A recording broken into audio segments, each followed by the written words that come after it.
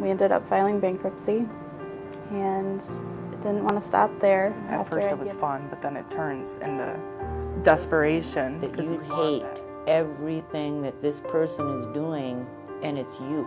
It's called the hidden addiction. While men are considered action gamblers, it's estimated that 95% of women prefer solitary options like playing slots and video poker for one main purpose. With women, we're looking at more of the wanting to escape and what are they trying to escape from? You know, what is empty in their lives? What isn't being met? Lifestyle changes, loss, and divorce are common reasons why women seek out gambling as a coping mechanism. The adrenaline high, however, can soon trigger the physical need to just keep gambling.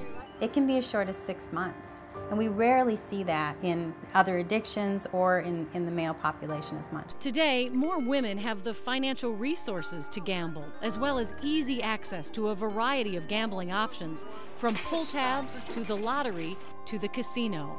For some, however, social gambling is not an option. What does it feel like when you walk into that casino?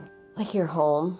I felt adrenaline on the way there, and I felt suicidal on the way home. Gambling has been a part of Kathy's life for as long as she can remember. Her dad was a bookie, and she spent her allowance betting on football games. Because she has young children, she asked us to change her name and protect her identity. It was just a game. Just like playing Sorry, only I pulled out the Tripoli and got all the kids in the neighborhood to bring all their money, and I wouldn't let them go home till I won it all. But it wasn't until the casinos opened in the Twin Cities area that her gambling escalated from that of a pastime to a full-blown addiction. You get up every morning and you have to brush your teeth. I got up every morning and I had to start preparing to go there. And there were many times I drove there and didn't want to go there, but I just went anyway because it was habitual. On the outside, Kathy had the perfect life. 4 children, a loving husband, and a multi-million-dollar home in the suburbs. Because she owned her own business, she had the funds and autonomy to gamble whenever she wanted. They would go to bed, I would leave, I would have to put the cat in the basement and put the dog outside. Eventually the dog came with me because he would wake everybody up to go to the bathroom.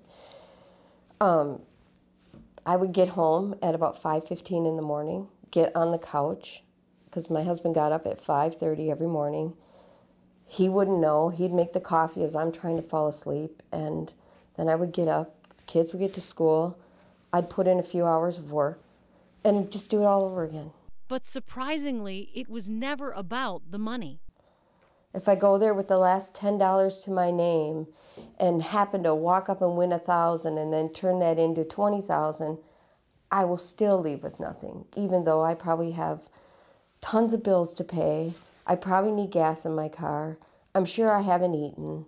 I probably need to see a doctor. None of that matters. But Kathy couldn't stop until she hit what she thought was rock bottom. She got caught participating in a mail fraud scheme involving her business that landed her in prison for a year. Her world changed forever. When I had to tell my kids I was going to prison, my youngest looked up with tears flooding out of his face, and he was flushed, and he just said, "My mom's going away, isn't she?" That moment I'll never forget. Kathy walked out of that prison with nothing. No husband, no job, no car.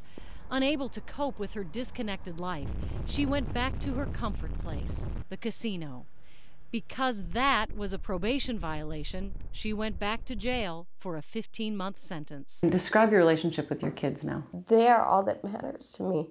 They are the one sure thing in this life of mine. They're everything to me. Kathy now has a job, joint custody of her kids, and her own place to live. And while her struggle isn't over, she is in a much better place. I want to continue to be a voice for people that still suffer from this. I believe that I was chosen to go through this because I was strong enough to handle it. I think in some ways it was a gift for me, and now a part of that is me giving it back.